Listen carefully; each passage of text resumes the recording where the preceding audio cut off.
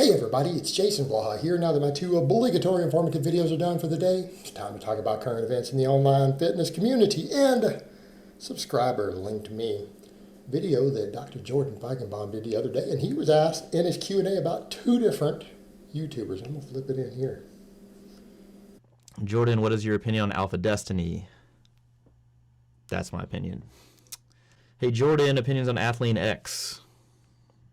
I do not think that he mixes science with anything. Pseudoscience. Bullshittery.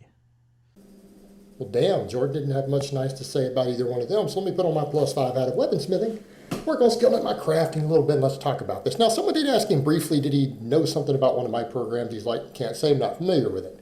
Perfectly fine. And by all accounts, I'm not really a coach. Everyone calls me coach. It's a joke. I help people. I put out free information. I don't offer coaching services.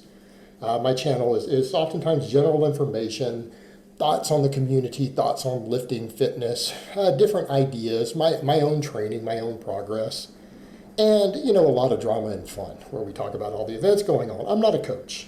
And I know people like to call me that, and I do put out some free programs. I don't offer a coaching service. So people like Jordan, who YouTube is not really his main thing, coaching is these days. We're not really competition for each other. We really aren't. Technically, if we talk about business, I'm competing with other YouTubers for business, right? I'm competing with other YouTubers. But as far as a lot of that goes, you've got to look at what Jordan does. And when you just look at the situation, would I say he's a very qualified coach? Yeah. If someone were to say, hey, I need a strength coach, should I hire Dr. Jordan Feigenbaum? I'd say, yeah, probably be a good choice. Be a good choice. I'd endorse the guy as a coach. Yeah, obviously. Dude's smart, has an MD, elite powerlifting numbers, and a successful coaching business on top of it. What can you say? Yeah, I'd say pretty qualified to be a good coach.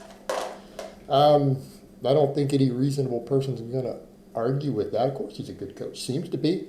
I know people out there who giving good testimonials are getting results, and it's got a medical background and an elite lifting background. What the hell more do you want from an experienced coach? So, obviously, that's not a difficult choice. But, where he takes offense is with some of these other people, and I do see that, why he would go there. I really do. And other people, and I know coaches who say this stuff. I talk with other people. There are coaches I'm friends with. We talk about different people out there. And I bat ideas off of them. AlphaDestiny's not a coach at all. He's not qualified to be a coach. He doesn't really understand a lot of training concepts, and he just sells gimmicky nonsense. He's done a ton of upper body lifting, very short limbs, doesn't train his legs, is relatively lean. When you combine that with doing tons and tons of heavy upper body training, yes, the guy has really, really good lifts pound for pound for his upper body. You can't deny that. But wouldn't you expect that? That's the guy's secret. All right, it's not his gimmicky tricks. It's short, relatively lean, less than average leg mass for a guy with his training experience, right? Short limbs. Okay. Combined with doing lots and lots and lots of heavy lifting specific to the upper body. Wouldn't you expect him to be very strong relative to his body weight for his upper body? Of course you would. That's his recipe for success. Now, what I would say to a lot of you out there, if you're average height or taller, longer limbs, more body weight, and you train your legs, don't expect the same sort of ratios. You're not going to compete with that, right? You're not going to compete with that. Because his secret's not the training methods. He gets a lot of stuff right, but he gets a lot of stuff so wrong that it's insane. And that's why people like Jordan just like thumbs down, because he just sells gimmicks. And people need to understand that is a very qualified coach who is a legit elite lifter in multiple lifts, not just the bench press, who's given the thumbs down, who actually does coach other elite lifters. He also has an MD and has a strong working knowledge of training programming. Of course he's going to give him thumbs down. He sells silly-ass programs. Then he kind of jumped on Athlean-X. That's what a lot of other people in the field say. Everyone has this idea that because we're on YouTube, that anyone on YouTube with a big following or that looks great must really, really, really be an amazing coach and have amazing information. That's just not true. That is one of the accusations that's been made of Jeff, even by other physical therapists out there. They're like, actually, some of his stuff there is pseudoscience. He's not even always up to speed on that. And as you've heard guys like Ripto say, he is a physical therapist masquerading as a strength coach. It's not like he's made anybody strong, right? This is someone who is famous through his YouTube, does offer coaching services, and because he's got such a big outreach, he has picked up quite a few elite athletes, but he didn't make them elite athletes. Having elite athletes as clients who are already elite when they hire you to be their coach and they don't become more elite than they already are is not a credential. I mean, it's used to advertising. That's advertising, right? That's good advertising. That's good marketing. That doesn't tell people who know about coaching and understand coaching that you're a good coach. That's not actually really a credential. You took someone who was already amazing and didn't make them suck. They were already amazing. Elite athlete when you got a hold of them. And I don't know who all he's worked with, so I can't say, but that's been more or less what I've heard repeated.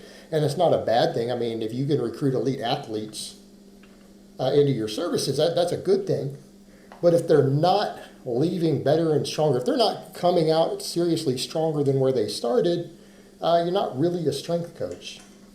Seems like a lot of what he does is preventative maintenance, prehab, and basically he's getting athletes who are already strong, already elite, already amazing, and just not getting them hurt, right? Which is fair enough. I mean, if you've got a multi-million-dollar contract and you just have a coach who can keep you from getting hurt while you keep your multi-million-dollar contract, that's successful. But that doesn't make you a strength coach. That's not success as a strength coach. That's success as a injury prevention coach. A little bit of a difference there. And kind of the point that's made out, you compare him to someone like Jordan. Yeah, they both have backgrounds. Jordan has more, but Jordan is himself an elite lifter. Jeff isn't really that strong. And I know people are going to try to mention the deadlift, but that's been questioned a lot, the validity of those deadlifts. Combined with all his other lifts, he's not really strong. He is extremely lean, Athlean. That's how he markets himself. Guy probably knows a lot about getting lean. But getting lean is not the same as getting strong and gaining muscle. He's not a particularly big guy, and he's not a particularly strong guy.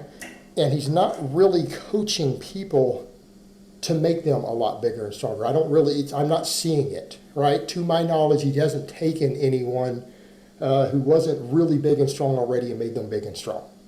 Doesn't seem to be happening unless I've missed something. And it's a lot of pseudoscience, and that's what Jordan says. There's a ton of pseudoscience there, and fluff and pump being kind of marketed as science. So that's when you have someone like Jordan. That is what Jordan is saying. I mean, are we really going to argue with an MD, medical doctor, elite lifter, coaches other elite lifters, saying, hey, you're just marketing and pseudoscience and babble being sold as if it's science, not really science. Not really based on reality or real physiology always, or sports sciences. We really want to argue with that? Best of luck with that, because that does seem to be the case. Does seem to be the case. Very much the case. So what we're dealing with are people who are famous through their YouTube ventures, and they're very successful at marketing. Jeff is very successful at marketing. Again, the whole Athlean-X, right? Being lean and shredded year-round, right? And he's got his diet on point.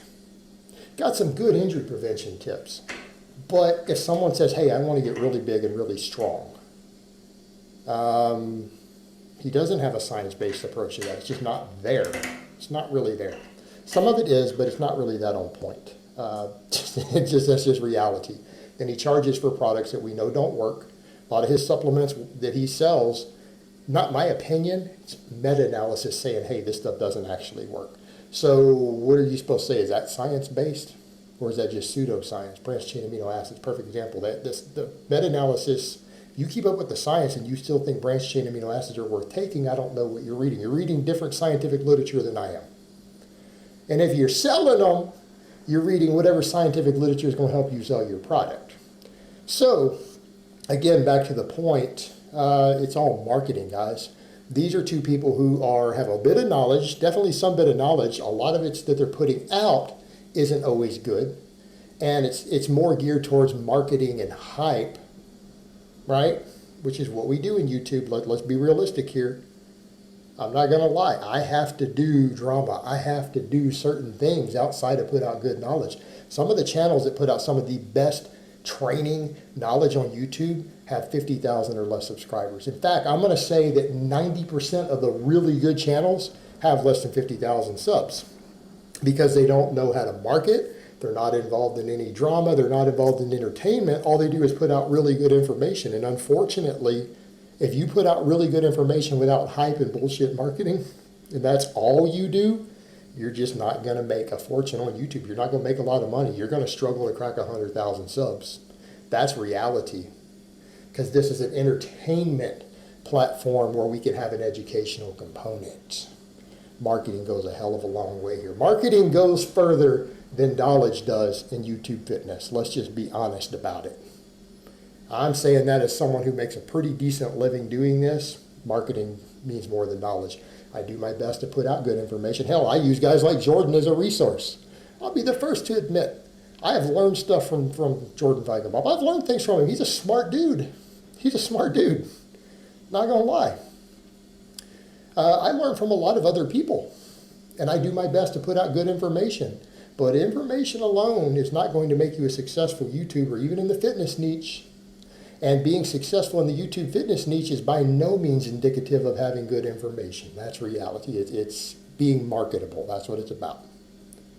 All right, guys, but that's really all I have to say on that today. I hope it's been informative, and I will talk to you guys next time.